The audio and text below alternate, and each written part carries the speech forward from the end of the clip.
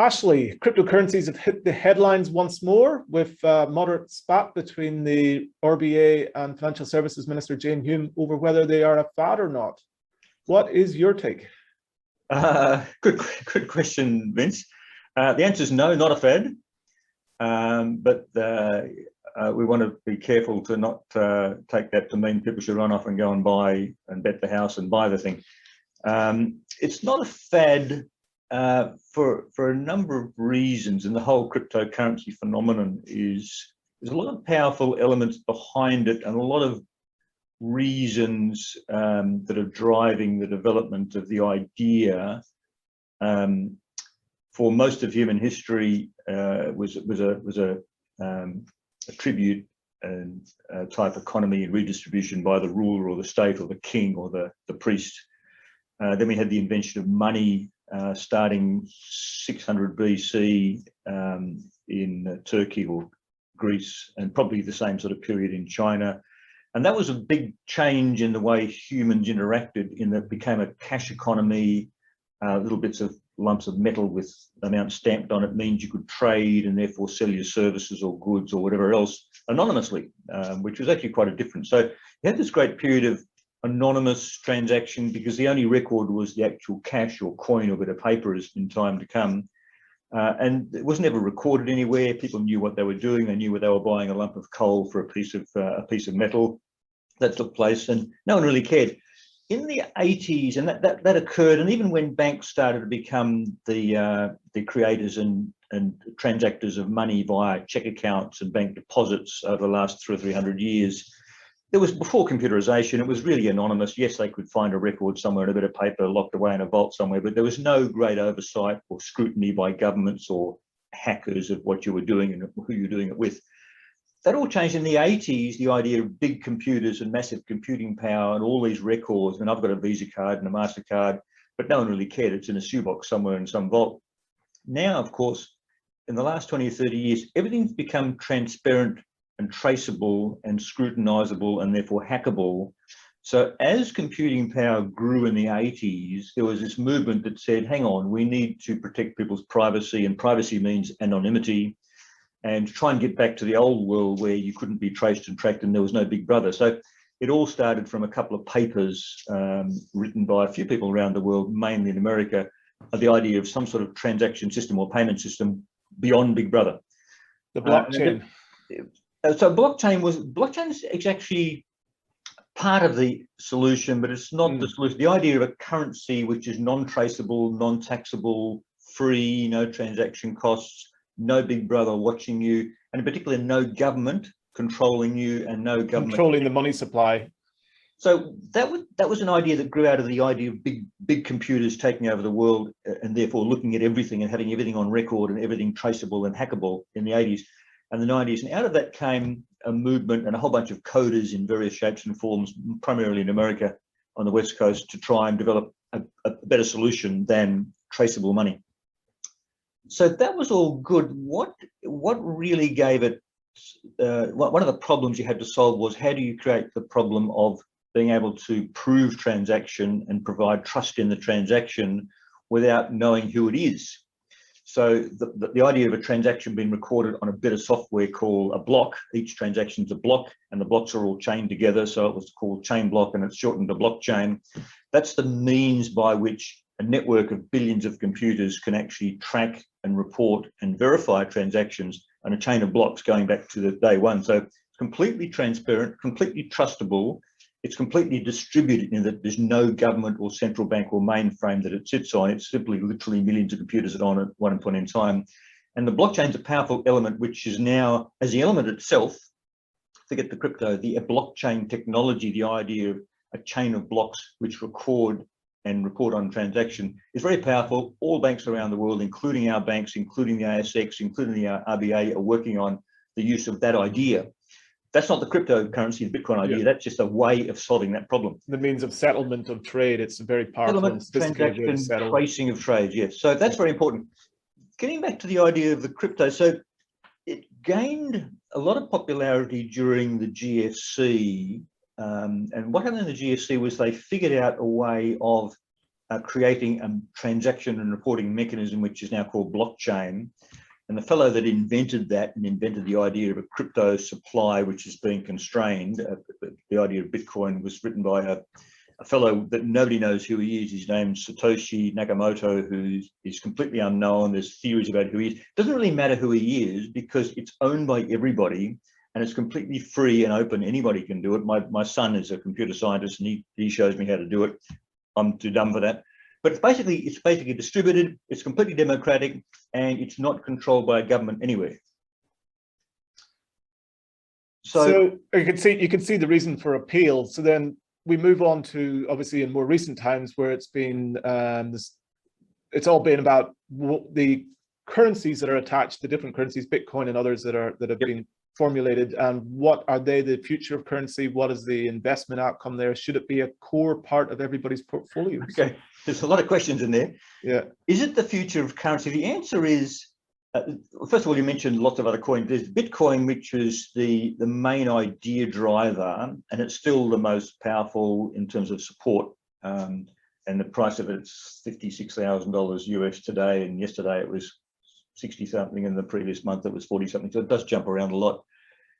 There's a lot of other copy currencies, and they're all called, most of them, vast majority of those fail and disappear worthless. They're called a name that rhymes with Bitcoin and starts with SH, and they're known around the world as other things.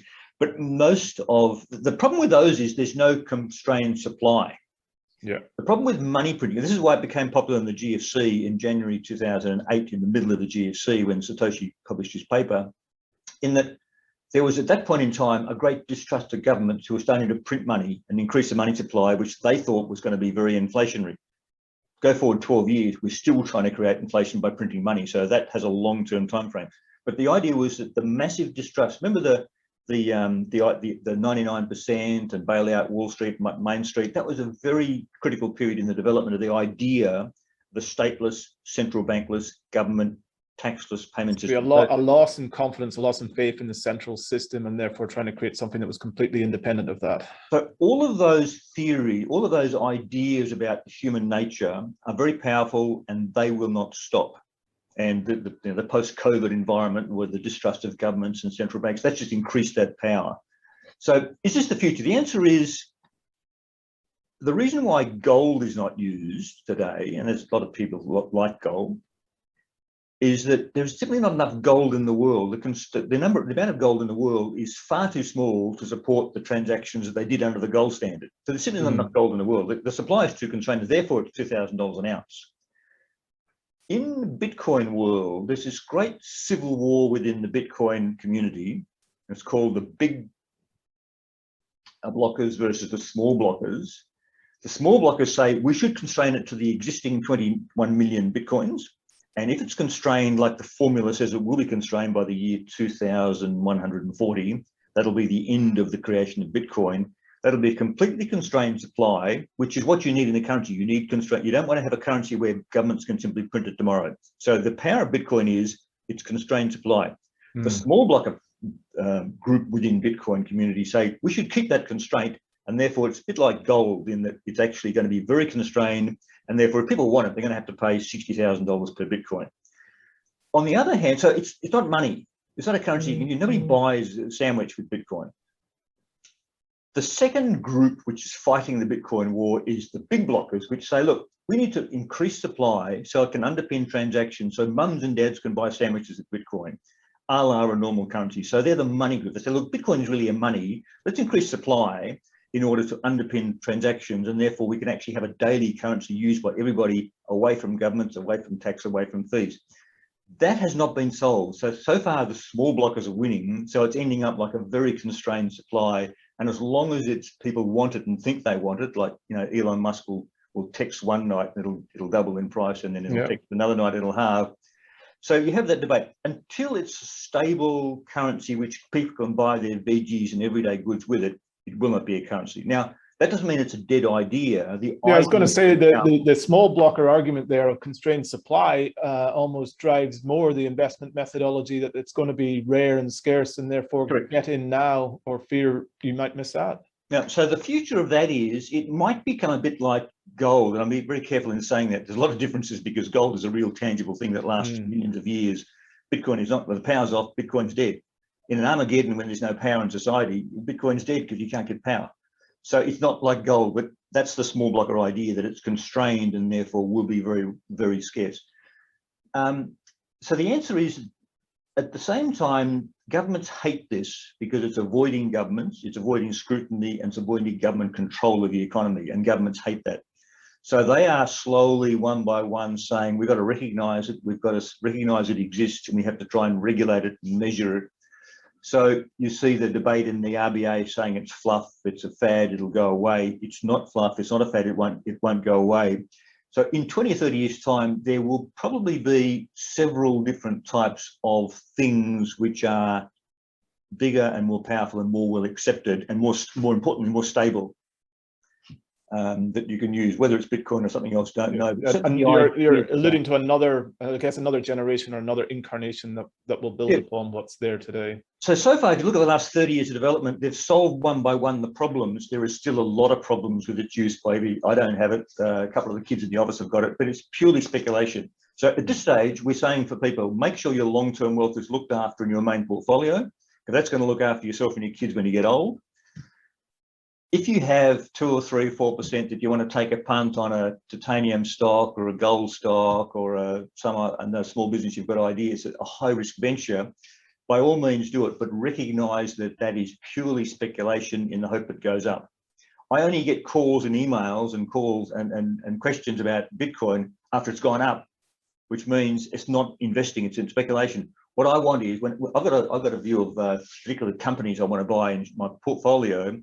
When it falls in price, I say, right, it's fallen in price, let's get in. If it's doubled in price, it's had to waste of money, it's doubled in price. So your reaction to price moves tells you whether you're a speculator or an investor. If you're suddenly excited and your friends down the pub are suddenly excited because it's gone up, by all means do it, but that's like punting at the races. It's speculation. It is not a stable currency. It is not a currency used. It's not a store of value while it jumps around in price.